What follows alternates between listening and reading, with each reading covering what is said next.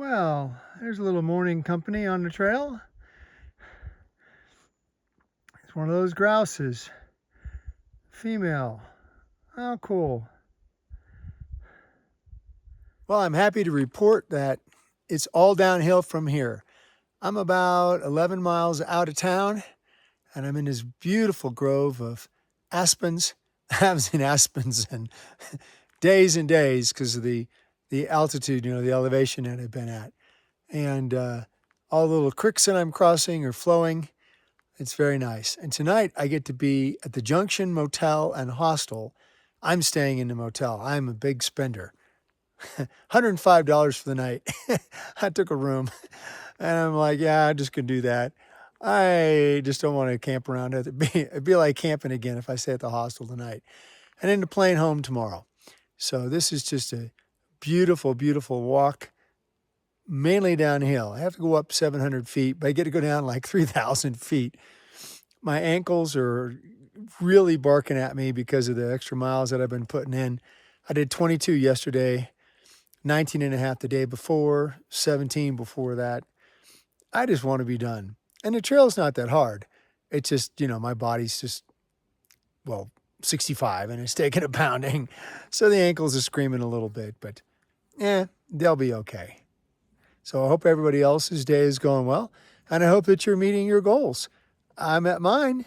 I am going to finish here. I will have hiked almost 1,000 miles this year. That's pretty cool. I'm pretty excited about that. I was looking up here at that mountain, looking at the meadows and the tree sections. And it occurs to me that all the meadows are facing the sun, the western sun. And so it's a lot drier here. So that makes sense that trees can't really get going on that slope very easily on the western facing side. But on the east facing side, where the trees are, you got just a little bit more moisture to get it going up there. Wow. Well, true to form, I get to come down here and experience rocks. That's right, all the rocks I can stand. Not helping my ankles any, but it's a nice rock pile. Well, I'm down at 8,500 feet now. And classics, here's the ponderosas, an occasional spruce or fir, and then these little oak trees that don't get up more than, maybe 10 feet. These are gambrel oak, kind of like the gambrel quail, named after the same naturalist. Well, this is kind of new. I have this whole understory of those little gambrel oaks underneath all these ponderosa pines. It's really kind of different. Well, I've made it to Judy's Rest. It's this beautiful memorial bench they put in place to honor a woman named Judy Gaskell, who was instrumental, I understand, in getting the Colorado Trail established and constructed and so on. I'm going to go across this valley over to all of those little aspens. Looks like there's almost a little road trail through there. We'll see how that is. And then finally, town is in view. I'll get down in there soon.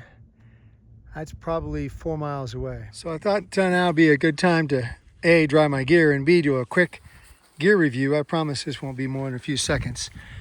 I have a Durston X-Mid Pro, and the zippers on both of the doors have given out on me. I think you can see how, it's just giving out.